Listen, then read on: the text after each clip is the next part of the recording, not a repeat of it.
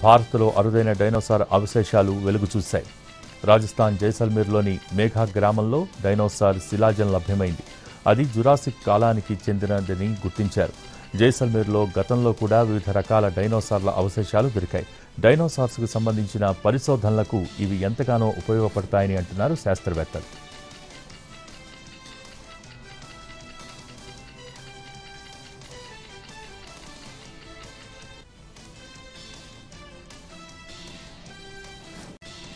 భారత్లో అరుదైన డైనోసార్ అవశేషాలు వెలుగు చూశాయి. రాజస్థాన్ జైసల్మేర్లోని మేఘా గ్రామంలో డైనోసార్ శిలాజం లభ్యమైంది. అది జురాసిక్ కాలానికి చెందినదని గుర్తించారు. జైసల్మేర్లో గతంలో కూడా వివిధ రకాల డైనోసార్ల అవశేషాలు దొరికాయి. డైనోసార్స్కు సంబంధించిన పరిశోధనలకు ఇవి ఎంతగానో ఉపయోగపడతాయని అంటున్నారు శాస్త్రవేత్తలు.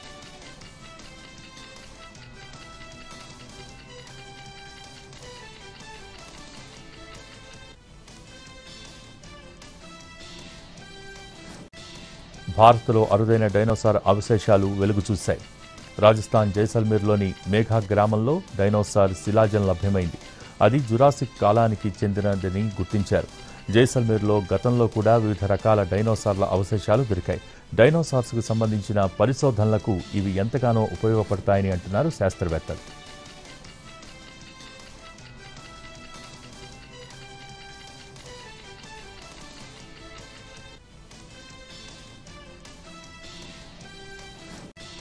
భారత్లో అరుదైన డైనోసార్ అవశేషాలు వెలుగు చూశాయి.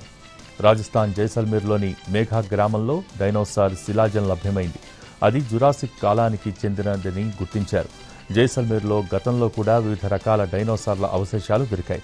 డైనోసార్స్కు సంబంధించిన పరిశోధనలకు ఇవి ఎంతగానో ఉపయోగపడతాయని అంటున్నారు శాస్త్రవేత్తలు.